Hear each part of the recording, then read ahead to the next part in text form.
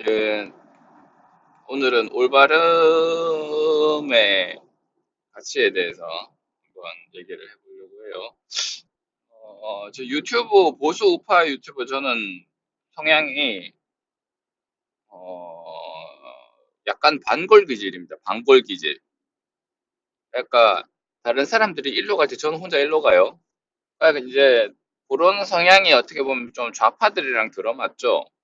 근데 지금 저는 현재 우리 대한민국에 존재하는 좌파를 맹렬히 까요. 제 방송, 제가 영상 올린 걸 보시면 아시겠지만, 맹렬히 깝니다. 맹렬히 깝니다. 그거는 그 사람들이 잘못했기 때문이에요. 그 사람들은 진실을 얘기하지 않기 때문입니다. 제가 성향이 보수 우파다, 하던 대로 해야 된다, 이런 게 아니고, 성향 자체는 좌파인데, 지금 소위 좌파라고 하는 사람들은 거짓말을 하고 있죠, 그죠? 그러니까 지금 좌파의 스탠스에 설 수가 없는 겁니다. 지금 좌파라고 하는 스탠스에 설 수가 없는 거예요. 그건 잘못된 거죠. 어, 진정 올바른 좌파라면 팩트에 기반해서 팩트로 까야 됩니다. 팩트로. 근데 다 이렇게 막 다 맨날 가짜 뉴스 흘리고 조작하려고 하고 그러니까 그 올바른 좌파들마저도 이렇게 다 손가락질하게 만드는 그런 시스템인 거죠. 아니, 결국 좌파 우파도 대전제는 이렇게 진실, 팩트에 기반해야 된다. 그런 거죠. 그래서 지금 뭐 어쩔 수 없이 보수 우파 채널에 유튜브를 많이 봅니다. 보는데, 이제 옛날에는 이런 거 저런 거 많이 보다가 요새는 이제 가로 세로 연구소만 봅니다. 왜 그러냐.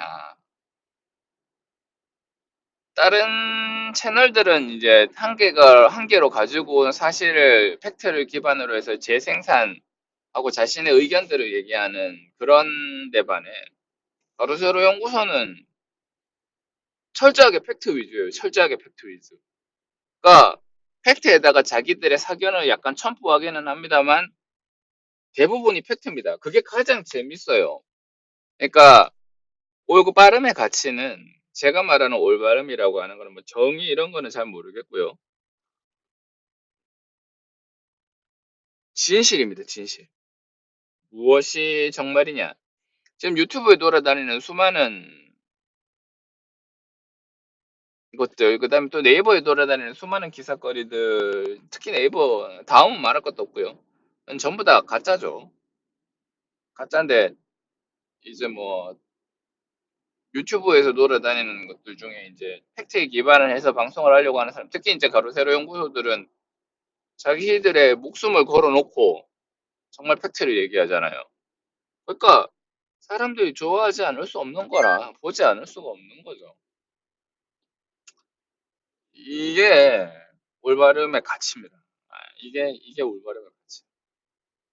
어, 저는 환자들한테 치료를 할 때 제 생각에 필요한 것, 그다음에 환자가 소망하는 것, 그다음에 이게 하면 좋지만 실질적으로 했을 때 환자에게 이득이 되는 거 아닌가. 이론상으로는 당연히 하는 게 올바르지만 실제로 했을 때 환자한테 하는 게 맞는가 안 맞는가에 대해서 분류를 합니다. 옛날에는 이랬어요. 환자가 소망하는 것들은 거의 대부분 무시했던 것 같아요. 제가 맞다고 생각하는 거, 그러니까 교과서에서 올바르다고 생각하는 거를 1번으로 잡고, 그 다음에 제가 맞다고 생각하는 걸 2번, 그 다음에 환자가 올바르다고 생각하는 걸 3번으로 잡았습니다. 그렇게 해서 진료를 했었어요.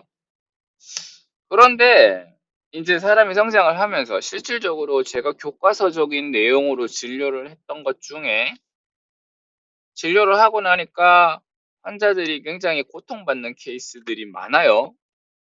그리고 이제 저도 환자도 둘 다 만족하지 못하는 경우가 생각보다 되게 많았습니다. 실제로는 어, 되게 치료가 길어지는 치료 중에 당장 이 치료를 안 해도 환자들이 먹고 사는데 아무런 불편감이 없고, 환자들이 돈에 그렇게 여유가 있지도 않은데 이게 필요하다고 생각이 돼서 드라이브를 했던 것들, 이런 것들 중에 문제가 생긴 것들이 꽤 많았어요.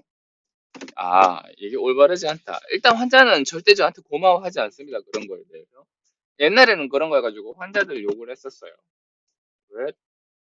왜 이렇게 어려운 진료를 해줬는데 나도 힘들고 자기도 힘들고 한데 어려운 진료를 해줬는데 고마운 걸 모르는 거야? 이렇게 생각을 했었습니다. 근데 제가 환자 입장이라도 별로 안 고마워할 것 같아요. 그러니까 환자들 입장에서는 그게 필요하지 않은데 지금 그것 때문에 온 게 아닌데. 근데 이제 제가 치과 의사가 하라 하니까 뭐 자기는 잘 모르니까 이제 엉겹결에 하는 경우가 되겠죠. 그런 경우들이 있어가지고 뭐 환자들이 전혀 만족을 하지 않았고 저도 이제 점점 시간 지나면서 이런 거를 어거지로 하는 게 필요한가? 그래서 결론은 필요 없다. 이래 나왔습니다. 그래서 이제 수정을 하기 시작했죠. 요새는 1번이 환자의 소망입니다. 1번이 환자가 뭘 원하는가? 1번. 그 다음에 2번이 이게 과연 내 경험상으로 비추어 봤을 때 이렇게 하는 게 환자한테 실질적인 이득을 가져다 주는가? 3번이 교과서적인 내용입니다. 교과서적인 내용이 진리냐? 임상적으로, 이론적으로는 진리일 수 있지만, 그 교과서는 기계한테 적용하면 될 것 같아요.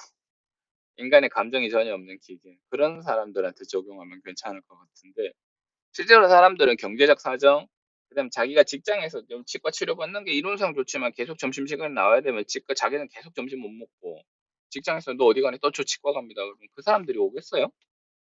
일단 치과 치료는 그런 사람들은 설령 제가 그거 말고 정말로 필요한 게 있다고 해도 아, 저 원장님은 너무 고지식해서 안 간다. 그렇게 됩니다. 그러니까 그런 것들은 교과서적인 거는 그 교과서를 예를 들어 환자를 실제로 보는 치과 의사가 교과서를 다시 쓴다면 그런 부분들은 이건 책에서는 그렇게 나오지만 실질적으로는 이렇게 하면 안 된다라고 교과서를 새로 내야 될 그런 상황인 거죠. 그렇습니다. 그다음에 과잉 진료 같은 게 당장은 돈이 됩니다. 저는 옛날에 이제 과잉 진료를 본의 아니게 했었어요. 왜냐하면 이게 맞다고 믿었기 때문에 했던 것들이 있습니다. 이제 지금 생각하면 그게 과잉 진료인 거예요. 치과 의사들 중에 자기가 과잉 진료 한다고 과잉 진료 하는 사람은 아마 없을 겁니다. 뭐 있을 수도 있지만 그렇게 많지 않을 거예요. 근데 치과 의사들이 자기의 도구마에 빠져서 또는 환자의 사정을 고려하지 않고 이거는 교과서적으로 필요해. 라고 얘기를 하면서 이제 진료를 하는데 그게 환자한테 실질적으로 아무런 이득이 안 되면 과잉 진료가 되는 거죠. 예를 들면 이런 겁니다. 대합치가 없는데 위에 있는 이빨이 없는데 아래쪽에 임플란트를 하고 위에는 아무것도 안 하는 경우. 이런 것들은 아무런 의미가 없죠. 뭐 물론 여기 아래쪽에 있으면 음식물이 옆으로 새 나가는 걸 막아주니까 이론상으로 맞을지도 모릅니다. 하지만 환자한테 필요한 건 아래쪽이 아니고 위쪽인데 위쪽에 잘 만들지 못한 틀니가 아래쪽에 아주 퍼펙트하게 잘 만들어준 임플란트보다 더 나을 수 있는 상황이죠. 그렇습니다. 임플란트가 좋은데 임플란트가 올바른데 환자는 소망하는 게 틀리고 자기는 일단 뭐 안 아프고 싶고 좀 쓰다가 뭐 이제 환자들 반 농담 반 진담으로 아예 나 요래 좀에 쓰다가 죽을 거야. 뭐 그런 얘기합니다. 물론 그게 사실은 아니지만 우리가 올바른 시점에서 보면 이 경우에 환자분이 임플란트를 하시는 게 맞기는 맞다. 얘기를 올바로 하고 근데 이제 환자분의 소망이 나는 수술 그거 한 것도 못하겠고 무섭고 뭐 돈도 없다. 그럼 틀리가는 겁니다. 그렇죠. 그런 것들이 올바른 것들이죠. 허례 허식이 없고 올바른 것들이죠. 그래서 저는 그런 식으로 이제 진료를 많이 구성을 했어요. 개원 초보다 개원 후로 가서 그런 게 많고 임플란트 해달라고 오시는 분한테 이거는 필요 없는데 꼭 해야 되겠냐. 이 그 돈을 차라리 딴 데 써라. 보험 임플란트 두 개를 하러 모신 분이 있어요. 근데 제가 보니까 필요가 없어. 위에 하나, 아래 하나 쌍으로 빠졌고, 제 1대구치까지는 교합이 잘 되는데, 이제 제 2대구치 위아래 두 개가 없어가지고, 위에 하나, 아래 하나 심고 싶다 그래요. 필요하면 심겠습니다만, 지금 이 환자한테는 필요가 없는 거예요. 근데 그 환자는 단지 보험이 되니까, 이렇게 이제, 보험이 되는 거를 이제 자기 써먹어야 되겠다 하면서 이제 오신 거예요. 그래서 이제 환자들한테 얘기를 했죠. 환자분의 소망이 정이 그러면 제가 임플란트 심어주겠다. 저도 돈 버는 일인데 마다할 이유는 없지 않냐. 근데 이 임플란트 보험 두게 되는 거를 지금 홀랑 써먹는 것보다 나중에 여기저기 뭐 치아가 흔들려서 빠질 일이 또 있다, 사람이. 그러면 그때 임플란트를 그 보험 임플란트 평생 두게 되는 거 아껴갖고 거기다 쓰는 게 좀 더 합리적이지 않겠냐. 이런 식으로 얘기를 합니다. 그러면 환자들이 당연히 알아듣죠. 바보가 아닌 이상. 아, 그게 더 낫겠네? 당연히 그렇게 생각합니다. 당연히 그렇게 생각하기 때문에 그렇게 하는 거고. 그래서 이제 설득을 잘 하면 그 사람은 임플란트 2개 심을 거를 아끼고 불필요한 치과에 내원을 줄일 수 있죠. 그런 식으로 환자를 매니지 하는 겁니다. 뭐 치주 치료할 거 있으면 치주 치료나 좀 하러 오십시오 하면 그 환자는 이제 무조건 오죠. 치주 치료가 필요하니까 치주 치료하자고 권하는 거고. 이 환자는 이제 제 말은 이제 앞뒤 안 보고 그냥 믿는 겁니다. 사실 그게 맞는 거죠. 올바름은 시간이 지나면 지날수록 점점 견고해지고 가치가 정립이 됩니다. 그래서 여러분들이 살면서 점점 시간이 갈수록 아, 내가 살아보면서 보니까 이건 아니다 싶은 것들은 그게 아닌 거예요. 책에서 가르치는 교과서가 모든 게 올바른 게 아닌 거예요. 올바른 가치를 믿어야 됩니다. 우리 송도에 구석구석에 제가 다니는 길 중에 아직 뭐 길이 크게 넓게 사람들에게 알려지지 않은 길들이 제법 있습니다. 그런 길들을 이용해서 다니는 걸 좋아해요. 빠르니까. 근데 이제 그런 길들이 조금씩 알려지면은 사람들이 여지없이 길가에다가 이렇게 개구리 주차를 그러죠. 이렇게 옆에다가 막 세워둡니다. 주차 공간에다 안 세우고. 아니, 그렇게 되는 걸 너무 당연하게 생각하는 것 같아요. 사람들이. 너무 당연하게. 저는 그래서 웬만하면 진짜 급한 일 아니면 좀 멀더라도 공용 주차장에 세우고요. 돈을 주고 주차를 합니다. 그게 올바르기 때문에. 개구리 주차를 한 명씩 두 명씩 하기 시작하면 금세 그 거리는 다 차버려요. 순식간에. 차 10대 세우는 거 일도 아니잖아요. 그 좁아 터진 길목에 사람들이 좀 봤다 하면 한 대만 세워놓으면 그 앞에 또 세우고 또 세우고 또 세우고 한다. 그런 것들을 저는 부끄럽게 생각하는 사람이 없어요. 그러니까 짧은 거리 중에 대중교통 이용할 수 있는 건 대중교통 이용하는 게 좋고, 차는 최대한 안 굴리는 게 좋고, 그렇게 우리 스스로 관리를 해가야 되는데, 귀찮은 건 싫고, 돈 내는 것도 싫고 하니까 차 끌고 나오고 아무 때나 주차하고 하는 겁니다. 그러면 길거리가 엉망진창이 되는 거죠. 그건 올바르지 않은 것이죠. 지금 당장을 위해서는 그게 편할지 모릅니다.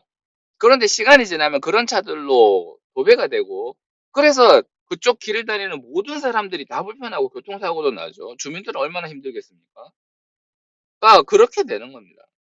올바름의 가치는 시간이 지나면 점점 더 명확해지고, 올바르지 않은 것의 가치는 지금 당장 이루어지지만 시간이 지나면 지날수록 점점 더 그 패단이 드러납니다. 반대로 얘기하면 올바름에 대한 정의는 시간이 지나면 지날수록 좀 더 견고해지고 안정적으로 되는 게 올바른 거죠. 돈을 지금 당장 분배를 하는 게 올바를까요? 시간이 지나면 지날수록 그 폐해가 드러나고, 지금 당장 돈을 분배를 하지 않고 돈이 집중이 되는 경향이 있다도 시간이 지나면서 점점 올바른 방향으로 활성화되고 사람들이 다 잘 살 수 있는, 비록 그 사람들 간의 격차는 있지만, 그러나 가장 못 사는, 그 격차 있는 집단에서 가장 못 사는 사람이 평등한 집단에서 가장 잘 사는 사람보다 더 잘 사는데, 그게 더 올바른 거 아닙니까? 그런 거죠. 시간이 지날수록 증명이 되는 가치가 올바른 가치입니다. 사람들은 올바르다고 하는 거를 그런 거에다 기점을 두고 올바르다고 하는 거예요.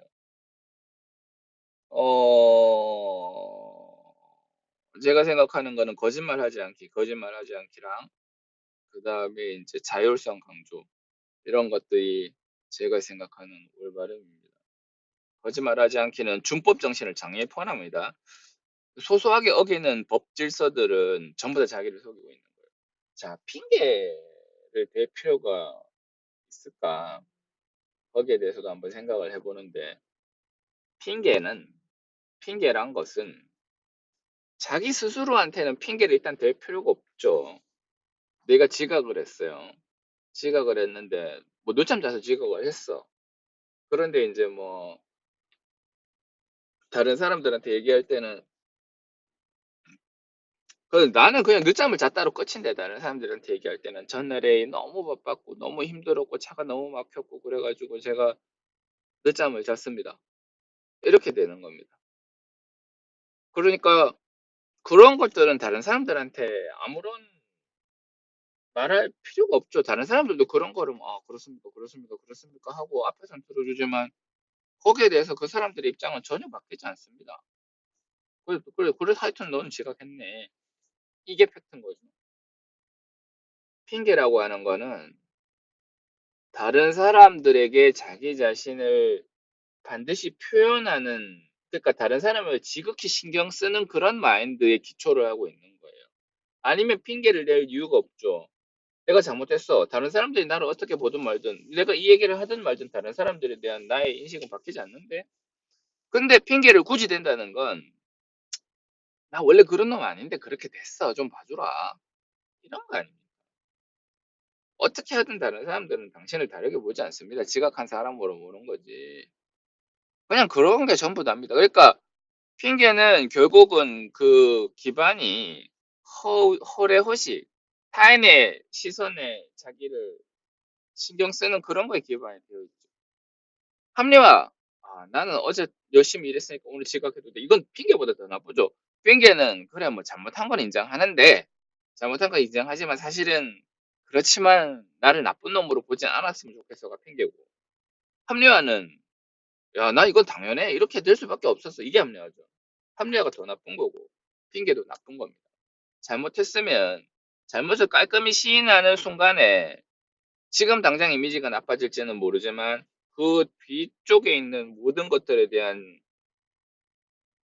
책임과 이런 것들에서 해방이 되고 그 잘못됨을 인정하는 수준에서 그거를 진실을 기반을 바탕으로 자기를 개선할 수 있는 것들이죠. 이게 올바름에 대한 가치가 되겠습니다. 그러니까 여러분들은 진실과 진실을 진실과 자율성을 반드시 믿고 당장 손해를 보는 결정을 하는 한이 있더라도 오랫동안 괜찮을 수 있는 가치를 추구하셔야 됩니다. 그게 올바름입니다.